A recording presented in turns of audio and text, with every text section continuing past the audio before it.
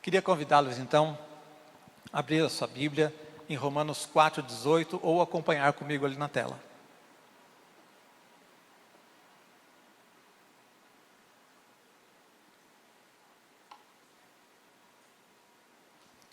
Nós vamos falar hoje sobre esperança e graça. Esperando contra a esperança é a palavra que é usada aqui em Romanos 4:18. Abraão, esperando contra a esperança, creu para vir a ser pai de muitas nações, segundo lhe fora dito, assim será a tua descendência. Eu acho que nós temos uma dívida com a esperança, porque a gente fala muito da fé, acho que mais do que qualquer outra coisa, a gente fala sobre o amor, porque Deus é amor, mas Paulo disse que permanecem a fé, a esperança e o amor. E a esperança a gente não fala tanto dela. Eu preguei, acho que umas 2 ou 3 mensagens recentemente sobre isso, e ainda sinto que preciso pregar mais. Eu estava refletindo sobre a nossa esperança, a esperança bíblica, que é muito diferente da esperança que você conhece aí no mundo. E ela tem 2 marcas básicas. Primeiro, o que Paulo diz aqui, contra as circunstâncias. A nossa esperança é uma esperança que confronta as circunstâncias. Nós não temos esperança porque as coisas estão fáceis. Nós não temos esperança porque as perspectivas do futuro são boas, são animadoras. Nós temos esperança a despeito das circunstâncias. Amém? E também não é uma esperança ilusória. Outra diferença muito clara entre a esperança do mundo e a esperança bíblica é que a esperança bíblica não é ilusória. Deus não fica vendendo para a gente uma mentira. Ele não fica falsificando ou embelezando as coisas, não é? Pintando as coisas de uma maneira colorida, tudo azul, tudo tranquilo, para que a gente possa então ter esperança. É uma esperança que nos mostra algo real, verdadeiro, palpável. A gente pode confiar. Não é uma esperança apenas ilusória, um remédio para a ansiedade. Não é isso. É realmente algo que nós podemos confiar. Então, há realidades, refletindo então sobre isso, eu comecei a pensar como existem realidades duras na Bíblia. Realidades descritas na Bíblia, do ponto de vista natural, nos levariam ao desânimo, mas a Bíblia nos diz para termos esperança, amém? Quantos aqui têm esperança? Ora, mas a Bíblia diz, e eu estou falando daquilo que a Bíblia diz, não de qualquer coisa, qualquer visão humana. A Bíblia diz algumas coisas que parecem ser desanimadoras. A Bíblia diz algumas coisas a respeito do futuro que parecem ser motivo para nós não termos otimismo. E de fato, muitas pessoas são pessimistas em relação ao futuro por causa dessas realidades que estão na Bíblia. Mas nós vemos que existe uma esperança bíblica, uma esperança que nos traz alegria, que faz com que a gente possa olhar para o futuro com otimismo, a despeito dessas dificuldades. Nós podemos esperar contra a esperança. Podemos realmente ir além da esperança humana e ter uma visão positiva do futuro. Você não precisa viver desanimado, entristecido, muito menos amedrontado em relação ao futuro. Amém? E eu comecei então a refletir sobre isso, estava pensando sobre esse tema, e de repente eu percebi que a todo momento eu mudava de tema e eu estava pensando na graça. O meu assunto, o tema da minha reflexão, era a respeito da esperança. Mas toda hora eu me via pensando sobre a graça. E eu comecei a ficar um pouco confuso. Então eu pensei, eu não vou ficar confuso sozinho, eu vou pregar para que eles fiquem confusos também. Amém? É lógico que isso não é uma brincadeira. Eu não vim trazer confusão, mas ao contrário, vim trazer resposta para você. E eu cheguei numa resposta que é uma frase simples. A esperança é a graça aplicada ao futuro. Repita comigo. A esperança é a graça aplicada ao futuro. Por quê? Quando eu penso na graça em relação ao passado, o que ela traz para mim? Salvação, perdão, libertação daquele passado longe de Deus. Amém? Mas quando eu olho para o futuro, é a graça de Deus que me faz ter esperança. E é sobre isso que eu quero falar com você então. Quero mostrar para você alguns desses motivos que do ponto de vista natural poderiam ser motivos de desânimo, mas que com a graça de Deus nós podemos olhar e ter esperança. Em primeiro lugar, nós temos esperança contra a nossa carne. Nós temos esperança contra a nossa carne. Quando nós olhamos para aquilo que a Bíblia diz sobre a natureza humana, nós vemos um problema muito sério. Nós temos que lidar com a nossa carne, com a nossa natureza carnal. Existe uma coisa que foi implantada em todos nós, que nos impulsiona na direção errada, na direção do pecado. O pecado corrompeu a natureza humana. E nenhum de nós aqui é santo, no sentido pleno, nenhum de nós é perfeito. Todos nós temos que lidar com as fraquezas da nossa carne. E o que a Bíblia diz sobre isso é muito mais sério do que a maior parte das pessoas pensa. Eu acredito que uma das coisas mais importantes para você ter uma vida saudável, para você entender a vida, para você entender as realidades todas, para você interpretar as coisas, é você entender a natureza da queda. O quanto a queda corrompeu a natureza humana, tanto do mundo lá fora como a sua. O que a Bíblia diz sobre isso? Gálatas 5,17. Porque a carne milita contra o Espírito, e o Espírito contra a carne, porque são opostos entre si, para que não façais o que porventura seja do vosso querer. Paulo está dizendo aos Gálatas, existe uma luta constante entre carne e Espírito. E essa luta permanece. E ela vai permanecer amanhã e daqui a um ano, e se você viver 50 anos, daqui a 50 anos, você vai ter uma luta entre carne e Espírito. O Salmo 53:3 diz que todos se extraviaram e juntamente se corromperam. Não há quem faça o bem, não há um sequer. Ou seja, a Bíblia deixa claro que essa luta contra a carne é uma realidade universal. Todos nós costumamos dividir as pessoas entre o bem e o mal. Essa pessoa é do bem, essa pessoa é do mal. Mas o que a Bíblia diz é que todos são do mal, essencialmente. Todos, de alguma maneira, foram atingidos pela corrupção que o pecado trouxe. Então nós temos que lidar com isso, e isso não é algo que nos anime. Tiago 4:1 diz, de onde procedem guerras e contendas que há entre vós? De onde vêm essas lutas, essas guerras, essas divisões, toda essa perturbação? De onde senão dos prazeres que militam na vossa carne? Então essa é uma luta que todos nós temos. E agora eu faço a pergunta, se a carne está contaminada pelo pecado, se é uma realidade inescapável, não há nenhuma pessoa que esteja fora disso, se até quem nasceu de novo ainda tem que lutar contra a carne, ou seja, mesmo depois de convertido, você recebeu o Espírito Santo, você já foi batizado, mas você ainda tem que lutar contra a carne, como é que eu posso ter esperança?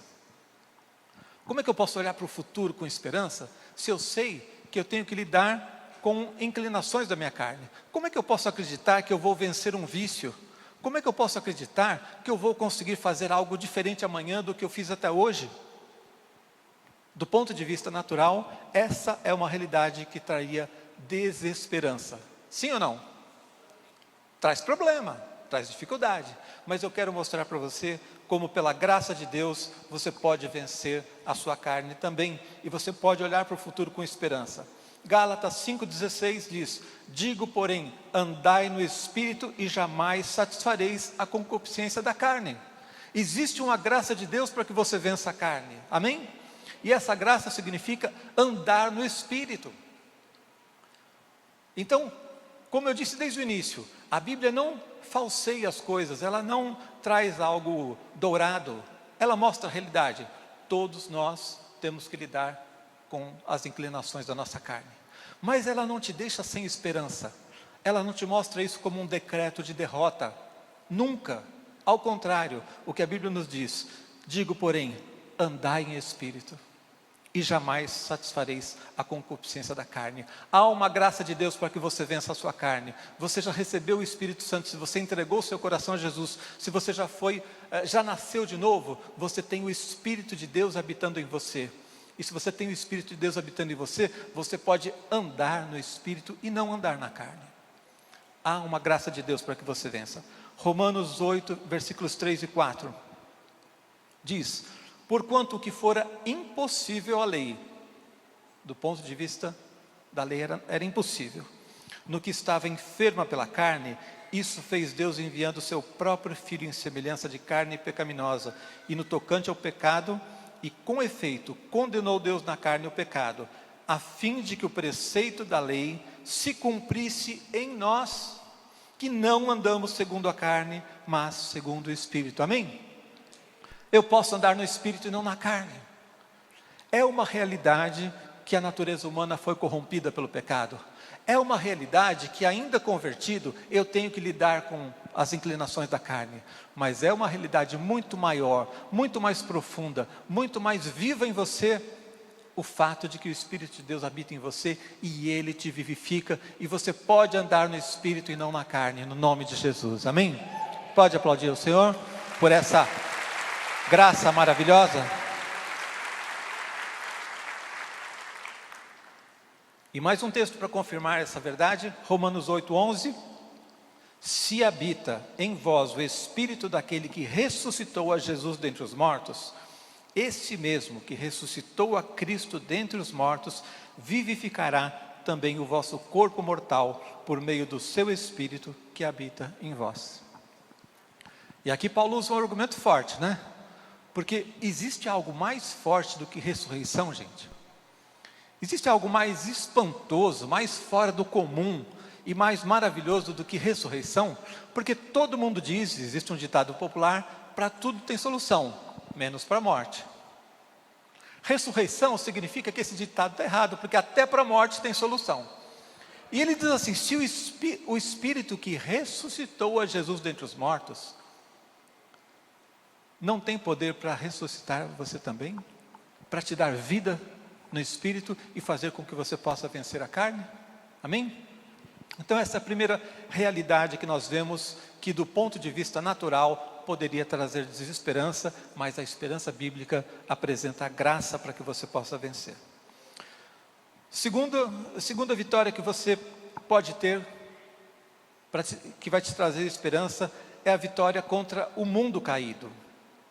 Não bastasse ter um problema dentro, existe um problema lá fora. Não bastou saber que existe um problema aqui na carne, que eu tenho problemas, eu ainda estou inserido em um ambiente também caído e também corrompido.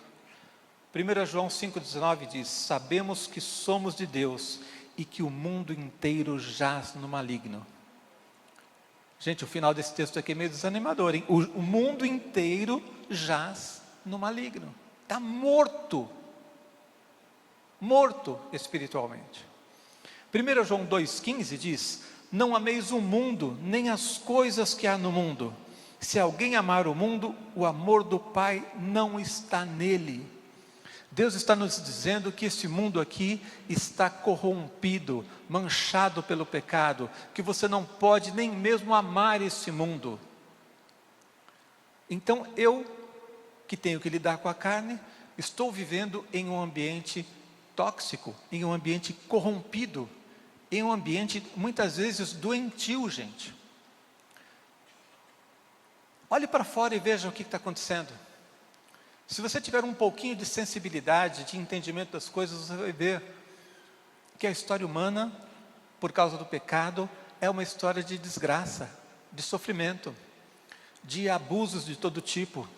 É uma história em que nós vemos as pessoas se levantando, propondo uma solução, mas ninguém tem uma solução efetiva.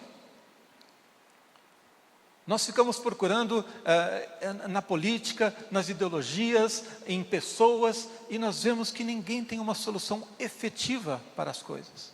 O mundo jaz no maligno. Algumas pessoas às vezes tentam criar uma expectativa positiva do mundo, mas rapidamente o próprio mundo quebra essas expectativas nossas. Eu me lembro que, por exemplo, estudando escatologia, eu me lembro que uma vez eu estava vendo que um pouco antes da Primeira e da Segunda Guerra Mundial, o início do século passado, houve uma fase de euforia, de alegria. as pessoas pensaram assim: finalmente nós estamos nos desenvolvendo. As guerras do passado estão ficando para trás. A ciência está se desenvolvendo, a medicina está se desenvolvendo. As coisas estão começando a entrar nos eixos. Parecia que o mundo caminhava para um progresso constante. Veio a Primeira Guerra e deu um baque. Veio a Segunda e acabou com a esperança que as pessoas tinham. Foi algo absolutamente terrível para a humanidade viver aquilo. Então, quando eles estavam naquele momento de expectativa, muitas pessoas até foram influenciadas teologicamente e começaram a pensar que nós já estávamos vivendo o milênio, que as coisas já estavam vindo, que o reino de Jesus sobre a terra já estava implantado. Mas a própria realidade tirou essa expectativa da gente. E nos nossos dias, novamente, há alguns momentos em que a gente começa a criar expectativas e achar que tudo vai dar certo, agora o país vai bem, agora o mundo vai bem, as coisas estão indo bem na economia mundial, a ciência está trazendo cada vez mais revoluções na medicina, tudo vai se resolver. De repente vem uma pandemia e a gente passa o que a gente passou nesses 2 últimos anos. Então o que a Bíblia nos diz é que nós não podemos ter expectativas falsas em relação a esse mundo. Esse mundo não é o paraíso. Esse mundo não é o seu lugar. Amém? 1 João 2,15, como eu acabei de ler, não é? Não ameis o mundo nem as coisas que há no mundo.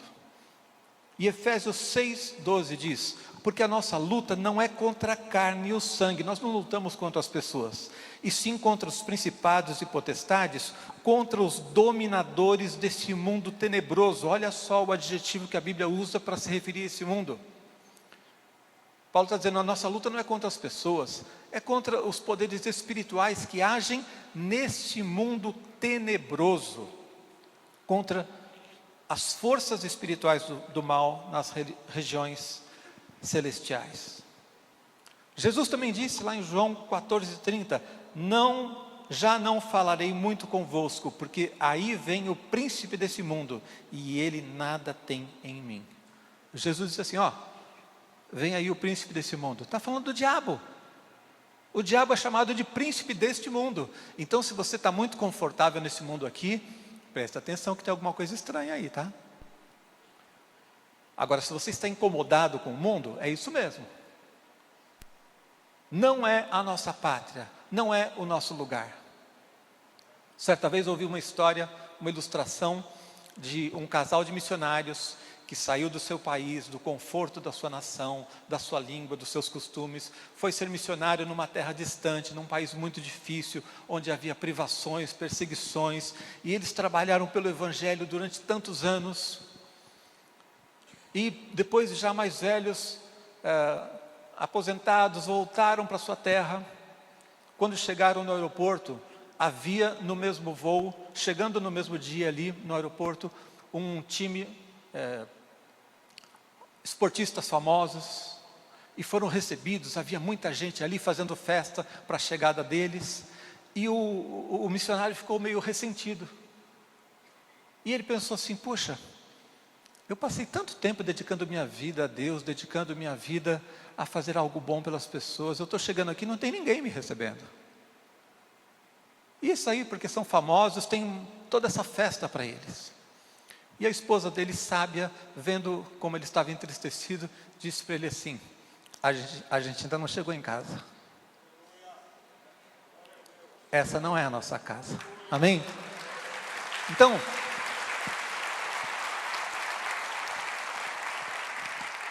a Bíblia nos ensina de maneira muito clara a corrupção que há no mundo. E agora eu pergunto de novo para vocês: se o mundo e a própria natureza foram corrompidos pelo pecado, se ele tornou-se um ambiente tóxico, dominado pelo próprio diabo, se a Bíblia aponta para uma degeneração e destruição final e não para uma restauração, como é que eu posso ter esperança? Há uma graça de Deus para que você possa vencer o mundo, amém? Há uma graça de Deus para que você possa viver nesse mundo que tem todas essas características que foram expostas na Bíblia, pelo próprio Senhor Jesus. Mas há uma graça para que você possa viver aqui e viver com esperança, e eu quero mostrar isso para você agora. João 6,33 diz: porque o pão de Deus é o que desce do céu e dá vida ao mundo. Jesus veio ao mundo. Se Jesus não tivesse vindo, se Ele não tivesse nos trazido palavras de vida eterna, se Ele não tivesse morrido no seu lugar, e se depois de morrer no seu lugar, Ele não tivesse ressuscitado, você não teria motivo para ter esperança. Mas a Bíblia está dizendo que o pão dos céus, o pão de Deus, é o que desce do céu e dá vida ao mundo. Em Jesus, você pode ter vida e vida para vencer o mundo. João 3,17, porquanto Deus enviou o seu Filho ao mundo, não para que julgasse o mundo, mas para que o mundo fosse salvo por Ele. Amém? Então existe uma graça de Deus para que você vença o mundo. Jesus já veio, já venceu a morte, já venceu o diabo. Ele veio para dar vida e vida em abundância para todo aquele que nele crê. Então existe um sal da terra, existe uma luz do mundo. E sabe quem é? Você. Eu quero dizer uma coisa para você, mais do que ter esperança para vencer o mundo, você é a esperança para esse mundo. Amém? Pastor, você está dizendo que eu não estou dizendo nada, quem disse foi Jesus. Ele disse, vós sois o sal da terra, vós sois a luz do mundo. Não é a luz própria sua, que nasce de você mesmo, mas é a luz de Jesus, que as pessoas vão ver na sua vida.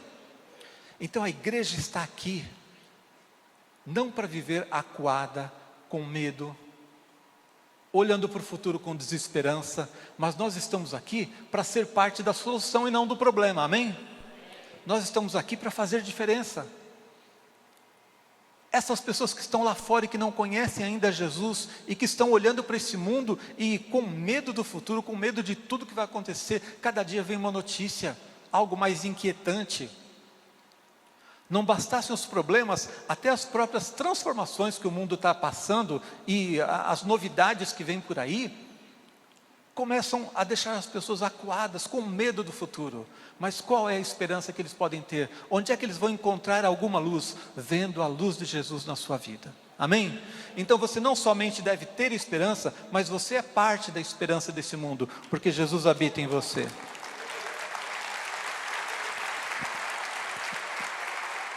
João 5,4. Hoje a mensagem é no estilo Pastor Rubem, com muitos textos para a gente. 1 João 5,4. Porque todo o que é nascido de Deus vence o mundo. E essa é a vitória que vence o mundo, a nossa fé. Então o mundo é um problema? É. Mas você vai ser derrotado por causa disso? Não. Existe uma luta, enfrentamos um ambiente tóxico, como eu falei? Sim.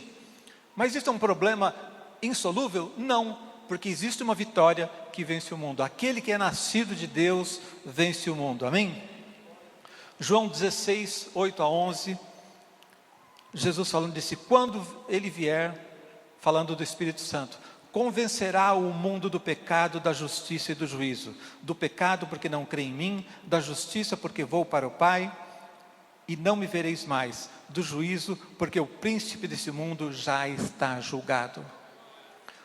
Lá antes, eu falei de quando Jesus disse que o diabo é o príncipe desse mundo, mas agora Jesus está dizendo que o príncipe desse mundo já está julgado. E em João 17, 18, Jesus diz assim, assim como tu me enviaste ao mundo, também eu os enviei ao mundo. Então eu tenho esperança quando eu lido com esse mundo, não porque esse mundo vai ser consertado e vai ficar um ambiente gostoso de se viver. Não porque algum político, algum governo, algum país vai conseguir resolver os problemas do mundo e as coisas vão ficar tudo em ordem. Não. Eu tenho esperança porque quem me enviou para esse mundo foi Jesus e Ele sabe o que está fazendo. E Ele disse, assim como o Senhor me enviou ao mundo, eu também os envio. Então esse mundo aqui é um lugar de missão, é um lugar onde eu tenho propósito. Amém? E eu olho para o mundo com esperança, não porque vejo nele luz, eu vejo trevas no mundo, mas a luz de Jesus que está sobre mim, Jesus me enviou para fazer diferença. Amém? E João 16:33 diz, essas coisas vos tenho dito para que tenhais paz em mim, não para você ficar ansioso e em conflito, mas para que você tenha paz. No mundo passais por aflições, mas tende bom ânimo, eu venci o mundo. Amém? Terceira realidade que eu quero mostrar para você, que do ponto de vista natural é um problema, mas você deve olhar com esperança, é o tempo. Você pode ter vitória contra o tempo. O que a Bíblia fala sobre o tempo também não é promissor do ponto de vista natural. Quem aqui já é velho? Levante a mão. Quem aqui está ficando velho? Levante a mão. Agora não escapou ninguém. Tiago 4,14 diz: vós não sabeis o que sucederá amanhã. Você não sabe nada sobre o tempo. Que é a vossa vida? Sois apenas como neblina que aparece por um instante e logo se dissipa. O que é a nossa vida, gente? Uma neblina. Apareceu e de repente sumiu. Já experimentou isso? Já esteve num lugar onde de repente surge aquela neblina e você fala: meu Deus, não enxergo nada. De repente, num segundo, sumiu a neblina e voltou tudo normal. Eu fiquei uma vez perdido numa represa, num barquinho a remo, e baixou aquela neblina. A gente não enxergava mais a margem de onde tinha saído, não enxergava mais o lugar para onde a gente estava tentando ir, e a gente não sabia se a gente estava andando em círculos ali. Porque quando você rema sem enxergar, você perde a noção da direção. Uma pessoa está remando mais do que outra, você não sabe para onde você está indo. E a gente pensou: a gente está perdido agora, a gente não vai chegar em lugar nenhum. 5 minutos, sumiu aquela neblina. É isso que a Bíblia está dizendo que é a sua vida. Talvez você esteja já vivendo uma vida longa, abençoada, é uma neblina. Talvez você seja jovem e ache que tem tanta coisa pela frente, é uma neblina que de repente se dissipa. Salmo 90, versículos 9 e 10.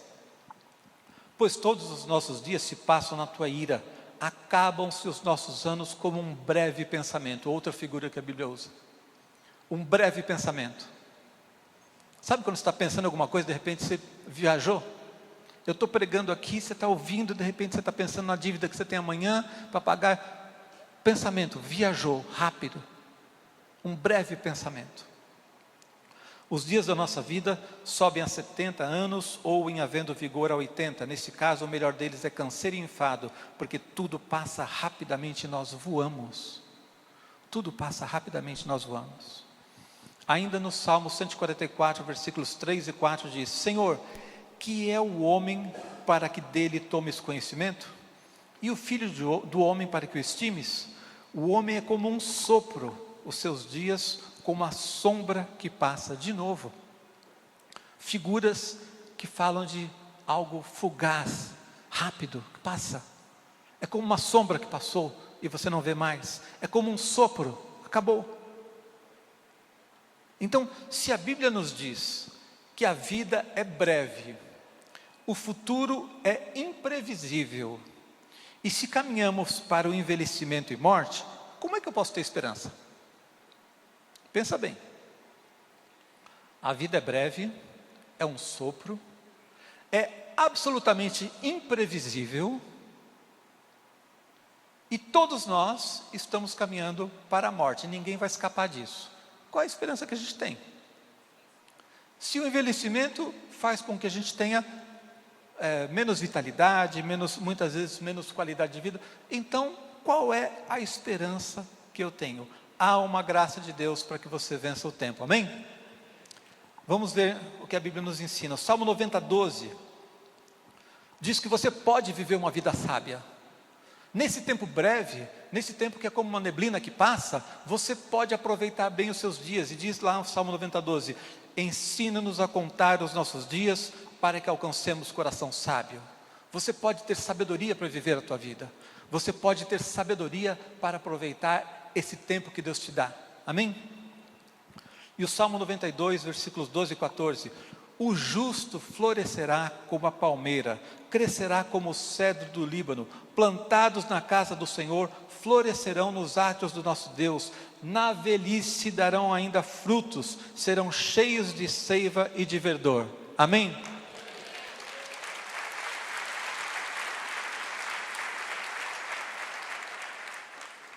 Quando eu era jovem, eu pregava 2 horas e não precisava beber água.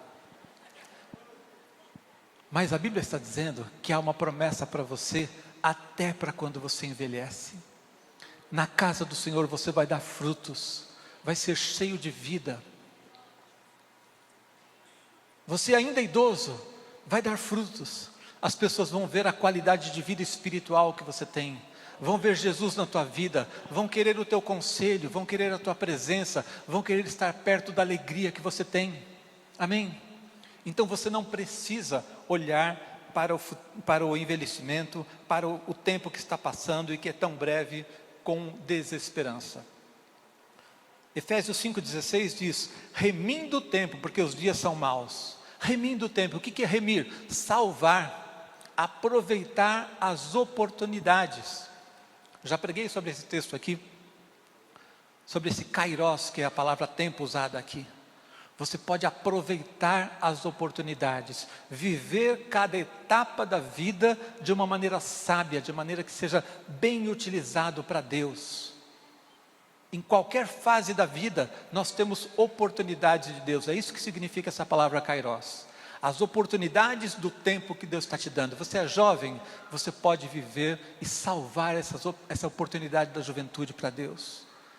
E quando você envelhecer, você vai poder consagrar e dedicar a Deus a sua idade mais velha, adulto, a sua terceira idade. Você vai poder consagrar para Deus e salvar também as oportunidades que existem naquele tempo. Nós podemos remir o tempo. 2 Coríntios 4,16, aqui Paulo nos dá uma palavra ainda mais clara.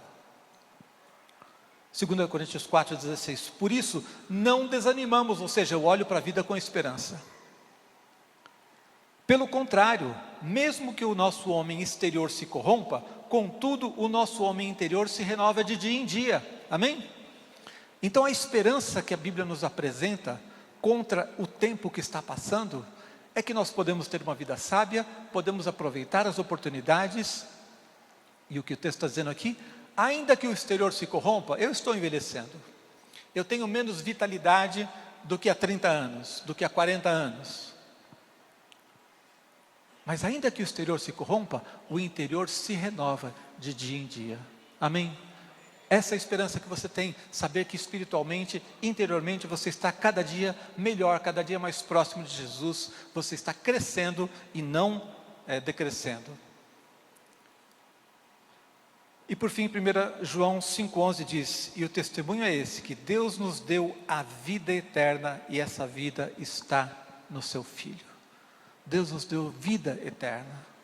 Então eu não preciso me preocupar com o fato de que o tempo está passando, porque ele está passando para que eu chegue logo em algo melhor. O que me espera não é decadência, o que me espera é vida eterna. O que eu tenho pela frente, quando eu persevero nesse mundo aqui, venço a carne, venço o mundo, estou lutando, servindo a Deus, o final é glória. Aí sim a gente vai chegar na nossa casa, como aquela missionária disse para o seu marido, amém? E o último ponto que eu quero dizer para você, que muitas vezes as pessoas veem como desesperança, a última realidade que a Bíblia nos aponta que pode trazer desânimo, mas que do ponto de vista espiritual, existe uma graça de Deus para que você vença e olhe com esperança, é o fim dos tempos. Nós temos vitória contra o fim dos tempos. Por quê, gente? Não é uma realidade fácil, sim ou não? Quando você começa a estudar o Apocalipse, o nosso apóstolo Lamartine prega muito sobre isso, tem um livro sobre isso, tem vídeos no YouTube todo dia sobre isso. Algumas pessoas, por falta de visão espiritual, ficam amedrontadas, ficam intimidadas, começam a olhar para o futuro com inquietação. Falar do final dos tempos para algumas pessoas, porque estão com uma visão natural, traz inquietação. Gente, olha o que está acontecendo no mundo. Gente, olha o que está acontecendo no mundo. Não é isso que as pessoas falam? Gente, onde esse mundo vai parar? E outros procurando o anticristo para todo lugar. Cada vez que troca um governo, isso agora é o anticristo. Presidente americano, então, nenhum escapou. Todo presidente americano que surge, esse é o anticristo. Né? E aí não é, vem outro, esse é o anticristo. E as pessoas com medo, inquietas, intimidadas.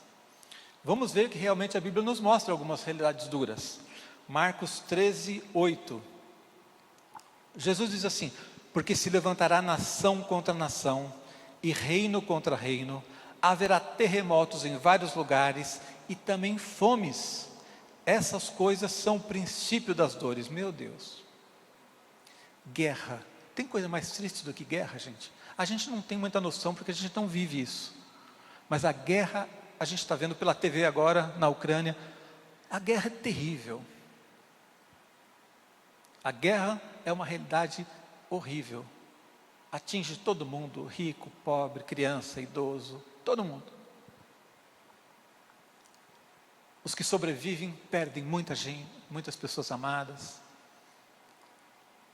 Guerras, terremotos. Terremoto é outra coisa terrível, gente, não tem ponto de escapar. Se dá um terremoto aqui agora, o que você faz? Você fica aqui dentro achando que está protegido, ou você sai lá para fora procurar proteção lá fora? Aí você chega lá fora, cai outro negócio na sua cabeça. O que você faz num terremoto? Para onde a gente corre num terremoto? Está tudo tremendo. Pestes, doenças, são coisas que atingem a todo mundo. E aí Jesus disse assim: isso é o princípio das dores. Está só começando. Está só começando. Quando a Bíblia fala de todas essas coisas, não diz que isso aqui é o clímax, é o máximo. Diz que é o princípio das dores. Depois, em Lucas 18, 8, diz assim: digo-vos que depressa lhes fará justiça, contudo, quando vier o Filho do Homem, achará porventura fé na terra? Aqui mais um aspecto desanimador. Jesus está dizendo assim: no final dos tempos, as pessoas estarão melhores ou piores? No final dos tempos, quando Jesus voltar, Ele vai achar fé na terra? Se Ele faz essa pergunta, há uma conclusão óbvia. Ele está nos mostrando que o final dos tempos é um tempo perigoso, um tempo de apostasia. É um tempo em que o engano vai prosperar, porque o anticristo é o máximo do engano. O anticristo é o reino da mentira, da ilusão. Vai se propor como solução quando ele é o maior de todos os problemas. Então, a Bíblia está nos contando, Jesus, os dois textos que eu li são ensinos de Jesus, que lá fora as coisas vão estar muito complicadas, e se nós não cuidarmos da nossa vida, nós mesmos podemos estar envolvidos por esse momento de apostasia, por esse tempo em que as pessoas estarão enfraquecendo na fé e estarão muitas vezes caminhando para longe de Deus. Agora, se as revelações do próprio Jesus sobre o fim dos tempos falam de tragédias, apostasia, progressão da calamidade, como é que eu posso ter esperança? Se isso tudo é só o princípio de dores, como é que eu posso ter esperança? Quero dizer para você, há uma graça de Deus para que você viva nessa geração, no fim dos tempos, e seja uma pessoa abençoada, amém? Há uma graça de Deus para que você tenha esperança. Nós não precisamos de teologias que fiquem tratando as coisas de uma maneira dourada, como se tudo estivesse bem. Não, nós precisamos olhar para a realidade. Isso é o que Jesus disse, ensinou e pregou. E como é que nós vamos viver nesse tempo e ter esperança? 2 Timóteo 4,8 diz: já agora a coroa da justiça me está guardada, a qual o Senhor reto juiz me dará naquele dia, e não somente a mim, mas a todos quantos amam a sua vinda. Amém? Você ama a vinda de Jesus? Pode aplaudir o Senhor? Pode glorificar o seu nome? Paulo estava animado ou desanimado? Animado. Ele estava com esperança ou desesperançado? Estava com esperança. Ele estava no finalzinho da vida. Ele já venceu a luta contra a carne, ele já venceu a luta contra esse mundo, ele já venceu a luta contra o tempo, tinha resistido, tinha sido perseverante durante tantos anos, e agora ele está olhando lá para frente dizendo assim: a coroa da vida já está preparada para mim. A coroa da justiça está guardada, preparada para mim e para todos aqueles que amam a sua vinda. Então eu quero perguntar, você ama a vinda de Jesus ou você tem medo dela? Porque está cheio de crente que tem medo.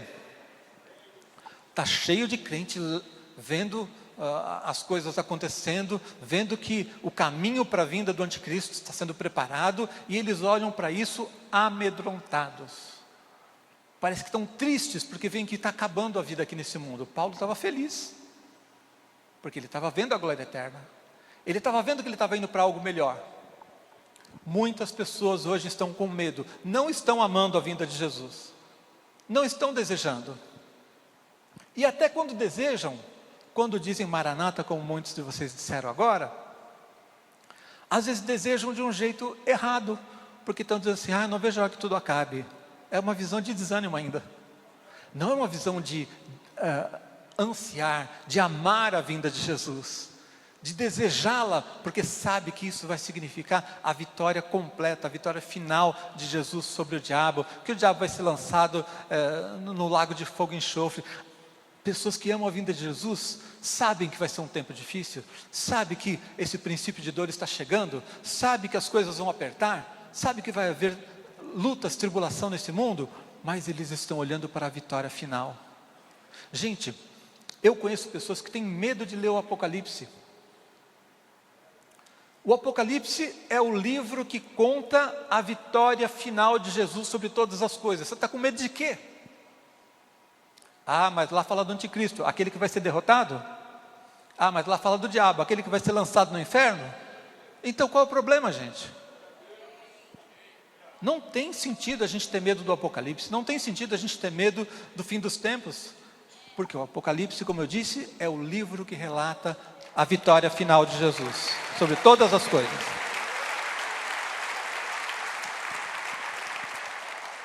Olha só aqui a diferença entre a esperança do mundo e a esperança bíblica, muito clara em uma palavra de Jesus.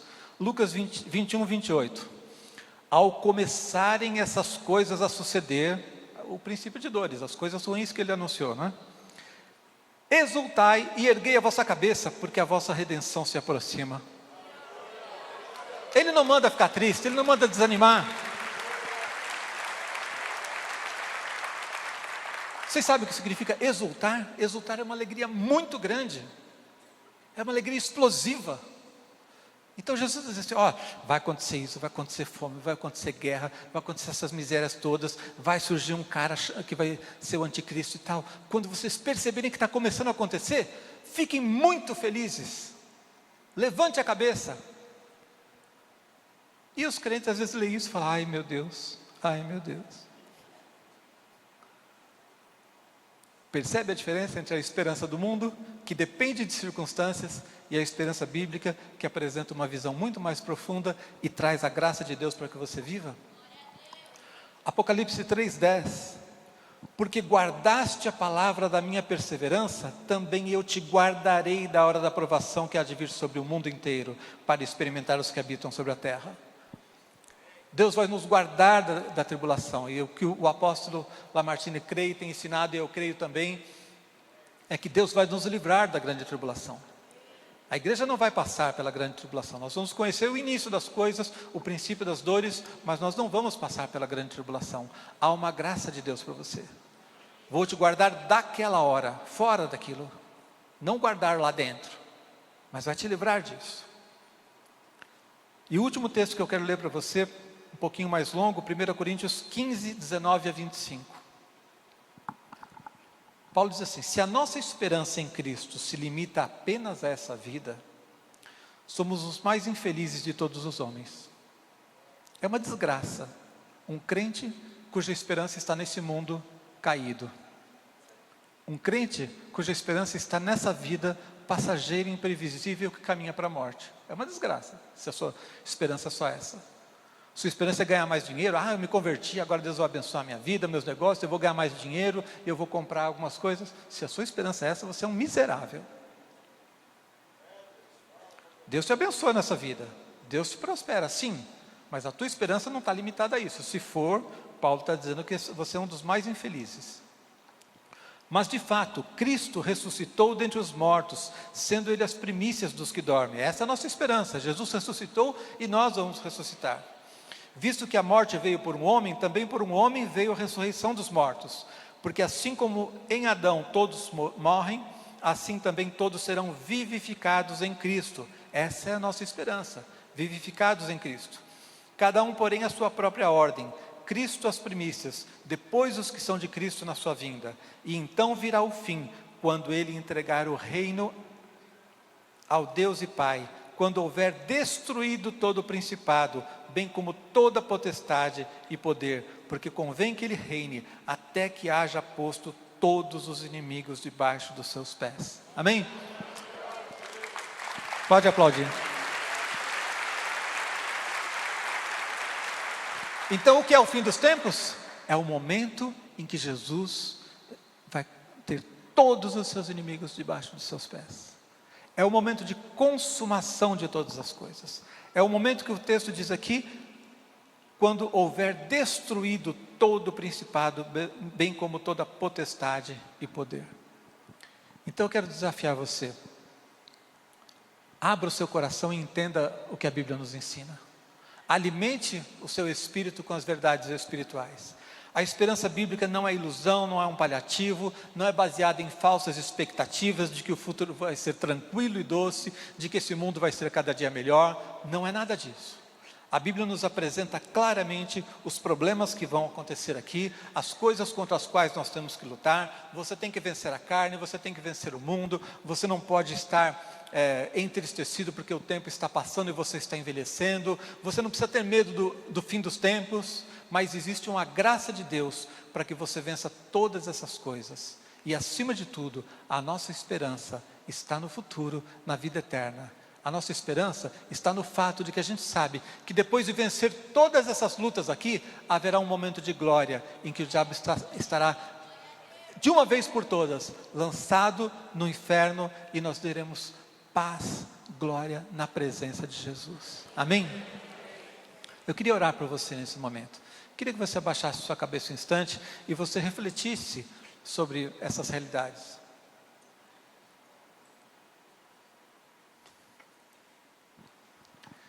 Em primeiro lugar, eu quero perguntar a você, se diante de tudo isso, você já tem a certeza da tua salvação. Se você já tem a certeza de que você é de Jesus, de que você entregou seu coração a Ele, de que os seus pecados foram lavados ali na cruz, que você já pertence a Ele, você já entregou a sua vida ao Senhor Jesus.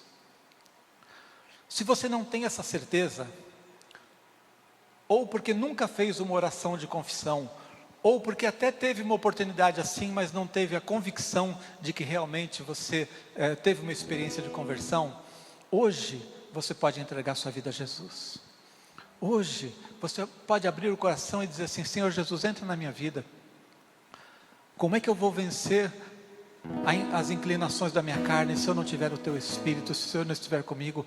Como é que eu vou vencer esse mundo se eu estiver sozinho, se eu não tiver a tua bênção? Como é que eu posso olhar para o futuro, para a vida eterna com esperança, se eu não tiver certeza de que o Senhor perdoa os meus pecados? Então, entra no meu coração, entra na minha vida. Se você hoje quer fazer esse clamor, quer orar, dizendo sim para Jesus, quer entregar o seu coração a Jesus, é muito simples. A Bíblia diz que a gente crê no coração e confessa com a boca. Basta você fazer uma oração e dizer: Senhor Jesus, eu preciso do teu perdão, eu quero que o Senhor entre na minha vida, eu creio que o Senhor morreu na cruz para perdoar os meus pecados. E se você fizer essa oração, Ele vai perdoar os teus pecados, Ele vai entrar na tua vida de uma vez por todas, e Ele vai fazer uma transformação que você nunca imaginou. Então, se você quer entregar a tua vida a Jesus agora, quer fazer uma oração de confissão, levante bem alto a sua mão, porque eu quero orar por você. Alguém aqui hoje quer fazer essa oração? Quer fazer uma oração de entrega e dizer: Jesus, entra na minha vida? Alguém aqui que hoje quer ter essa experiência, quer ter salvação, vida eterna, quer declarar: Jesus, eu preciso de Ti, entra na minha vida, entra no meu coração. Alguém ali? Glória a Deus pela sua vida. Alguém mais? Glória a Deus pela sua vida aqui. Glória a Deus pela sua vida. Sabe, esse é um momento muito importante, porque é o teu momento, é a tua entrega para Jesus. E não tenha medo nem vergonha de fazer isso, porque todos nós aqui também já fizemos um dia. Mas essa ação de dizer sim para Jesus parece tão simples, mas ela é poderosa, porque para Deus poder agir na tua vida, Ele espera o teu sim. Ele espera que você diga, eu quero. Nós não fazemos nada, Ele que fez tudo ali na cruz. Mas para entrar na tua vida, para perdoar os teus pecados, você precisa convidá-lo. Você precisa dizer, sim Senhor, eu quero. Se mais alguém quer fazer essa entrega hoje, levante a sua mão bem alto, que eu quero orar pela sua vida. Vocês que levantaram a mão, por favor, venham aqui à frente. Nós vamos orar por você aqui. Venha aqui à frente receber essa oração. Lá atrás, as pessoas que fizeram. Se você está sentindo o desejo de fazer isso, mas percebe que há uma resistência, vença essa resistência e diga sim para Jesus hoje. Pode aplaudir ao Senhor por essas vidas. Glória a Deus. Há mais alguém que vem aqui à frente? Amém. Glória a Deus. A oração que nós vamos fazer é muito simples, como eu disse. É dizer, Senhor Jesus, eu quero, eu creio, entre na minha vida, muda meu coração, faz aquilo que eu não sei, que eu não posso fazer. Mas o sim seu para Deus é muito poderoso, porque Ele estendeu a mão e está dizendo assim, vem aqui filho. Se você estender a mão, Ele vai pegar, e é Ele quem vai fazer. Não é porque você mereça, porque você é bom, porque você de hoje em diante vai fazer tudo perfeito. Não, é pela graça de Jesus. Ele morreu na cruz por você, para perdoar os seus pecados e para transformar a tua vida. Amém? Então faça essa oração comigo e repita. Diga assim, Senhor Jesus, eu creio no teu amor por mim. Eu creio que o Senhor morreu na cruz no meu lugar. E eu hoje peço que o Senhor entre na minha vida, entre no meu coração. E de hoje em diante, eu quero caminhar todos os dias contigo, na tua presença. Muito obrigado por me receber na tua família, por me trazer perdão e salvação, no nome de Jesus. Amém. Amém. Glória a Deus. Glória a Deus. Por favor, acompanhe o pastor Rubem. Ele vai fazer mais uma oração com vocês. Siga-o até ali. E logo mais vocês voltam aqui para o culto. Eu quero fazer uma oração com você também. Antes eu quero dar um recado para você que está nos vendo pela internet. Se você também entregou seu coração a Jesus hoje, se você fez essa oração, acesse esse QR Code para que a gente possa ter um contato com você, para que a gente possa orar pessoalmente pela tua vida. E fique firme com Jesus, porque mesmo à distância, agora Jesus está entrando no teu coração e na tua vida. Amém? Queria orar por você. Vamos ficar em pé um instante. Você não precisa levantar a mão, mas eu quero perguntar a você, será que você estava vivendo desesperançado? Será que você entrou hoje aqui, ainda que você conheça Deus, você é um servo de Deus, uma serva de Deus, mas talvez as lutas pessoais que você passa, talvez lutas na família, talvez olhando para esse mundo e para a falta de soluções, de perspectivas desse mundo. Talvez olhando para si mesmo e percebendo como na sua luta contra a carne, muitas vezes você tem perdido. Você já se viu ou tem se visto sem esperança? Talvez você esteja olhando assim pensando, mas eu já conheço a Jesus há tanto tempo e tem algumas coisas que não mudaram, será que nunca vai mudar? Lembre-se, há uma graça de Deus para que você vença cada uma dessas áreas. Há uma graça de Deus para que você viva com esperança. Sabe, se você está se sentindo talvez envelhecendo e sentindo que isso está te trazendo desânimo, desesperança, olhe para a sua vida, para o tempo que Deus te deu com alegria.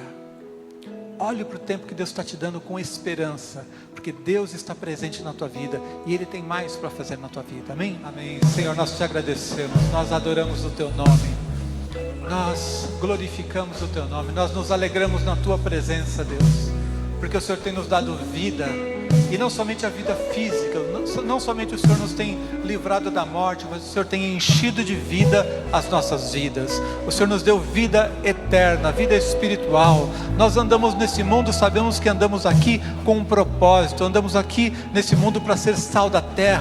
Mundo.